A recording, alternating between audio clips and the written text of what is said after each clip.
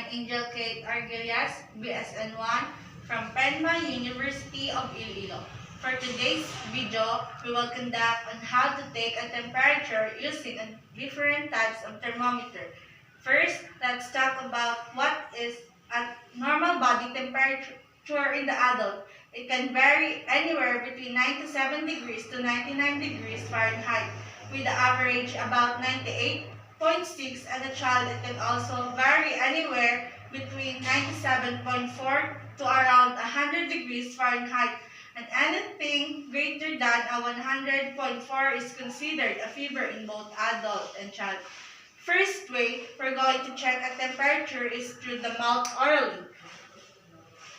And you can do this one or two ways. You can use a digital thermometer, which really is commonly used, or you can use a glass thermometer, which really isn't used as much because they can break.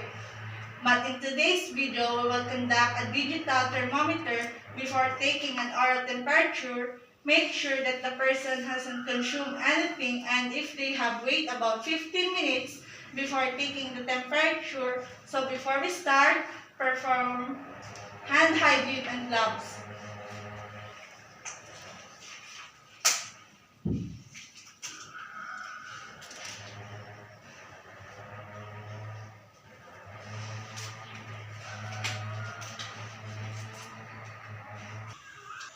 Anytime you are taking an oral temperature, you may be encountering oral secretions.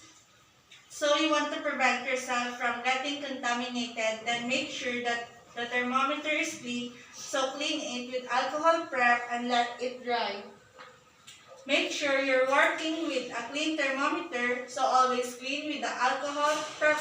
Then take the thermometer and insert it in its prop cover. Then turn the thermometer on by hitting the button on the thermometer and insert it in the patient's mouth. Have the patient lift up the tongue and then put it over, then keep it mouth closed. And then once the thermometer is done, it will beep. Once the thermometer beeps, take the thermometer out of the patient's mouth.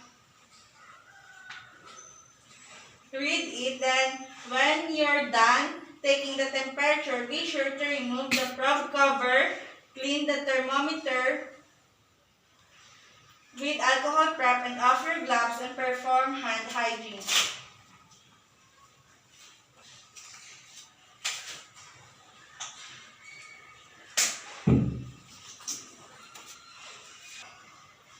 Another way you can take a temperature is through the ear via the tympanic membrane. So first, before we start, perform a hand hygiene. Get your thermometer, and with this type of thermometer, we will use a probe filter. Place it over the thermometer. Turn your thermometer on and going to insert this in the ear via. For the adult, what you want to do is you want to take the penna out of the ear, pull it up and back. If your patient was less than 12 months of age, take the penna up and pull it down and back. Then after reading the temperature, is take the probe filter off and perform hand hygiene and clean your thermometer.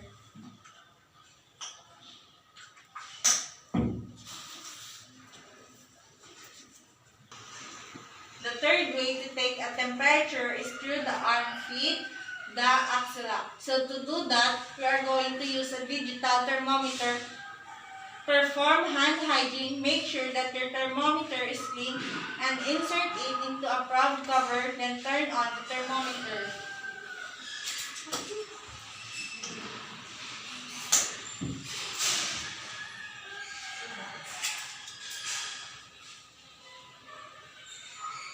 Unlift the person's arm.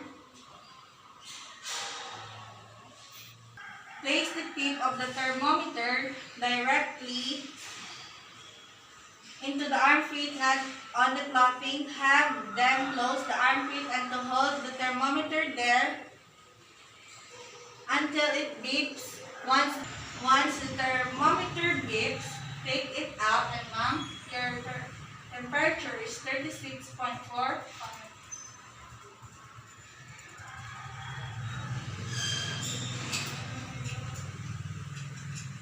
After the thermometer, take the probe cover off, clean the thermometer, perform hand hygiene.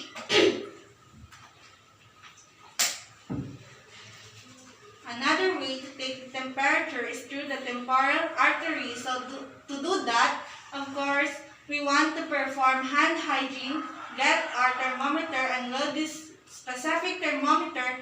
It has a cap cover, take it off. It does not have the little filters that go over it. Some models to the manufacturer just recommends cleaning the thermometer. So make sure that thermometer is clean with alcohol prep. So what we're going to do is we're going to hold in this button. Keep it held. We're going to go to the middle of the forehead and swipe thermometer across the forehead to the hairline, and then release the button and read the temperature. Now let's say that the patient was sweating, had a lot of sweat on their forehead. How we want to do that is hold the button in, go through the middle of the forehead, sweep across to the hairline, and then go behind the ear. After we read the temperature clean, your thermometer, recap it with the protective cover, perform hand hygiene.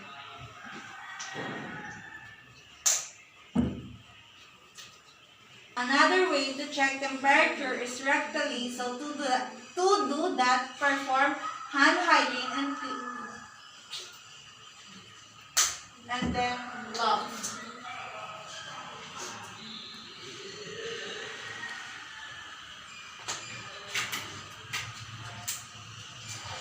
When checking the temperature, make sure your thermometer is clean, then insert the thermometer into a probe cover and then lubricate the tip of the thermometer.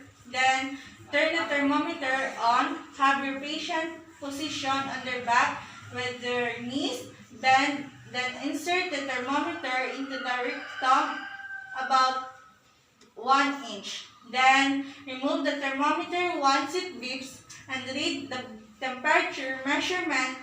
After taking the temperature, take the probe cover off, clean the thermometer off your gloves, and perform hand hygiene.